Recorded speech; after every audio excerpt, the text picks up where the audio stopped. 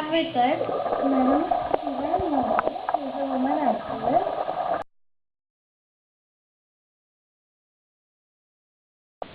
I've been working in this field since 1986.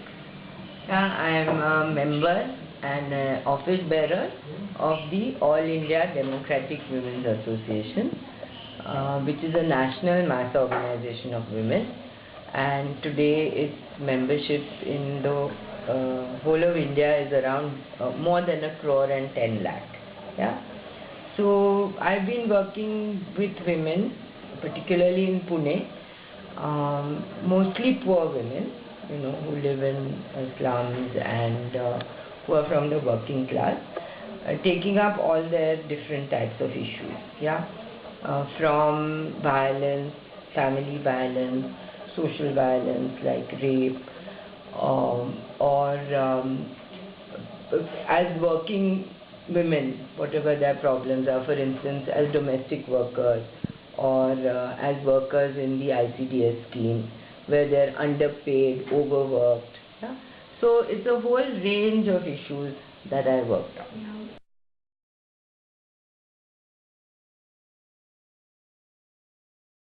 I think it's the same in most countries.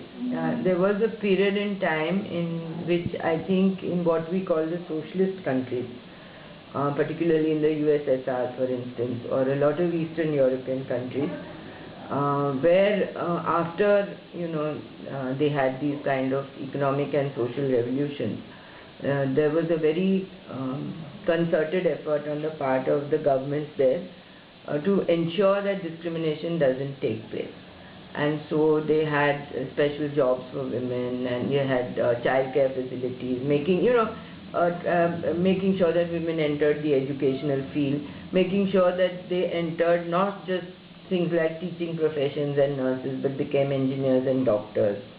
So, I think there was a period in time when discrimination in these countries was much less than all over.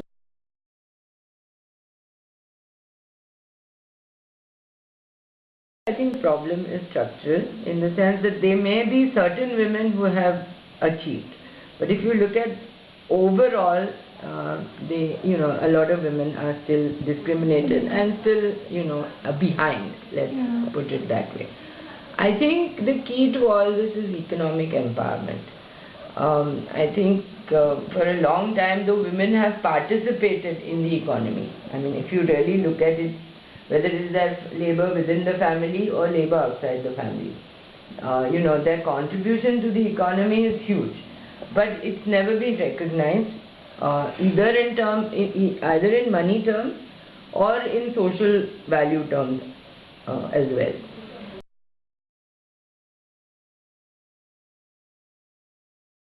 Of course, I mean, I always have that hope and I think positively about the future.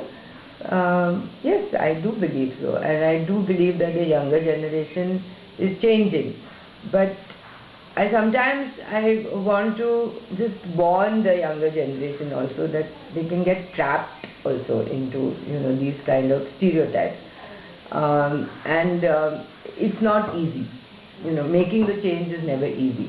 So there may be at times at which, because you believe in this value of equality and non-discrimination, you may face moments in your life when you have to take decisions. Maybe you have to go against family or even other social norms and mores. But if you want to make the change, then somewhere you have to also be prepared for that kind of stress and struggle, I would say.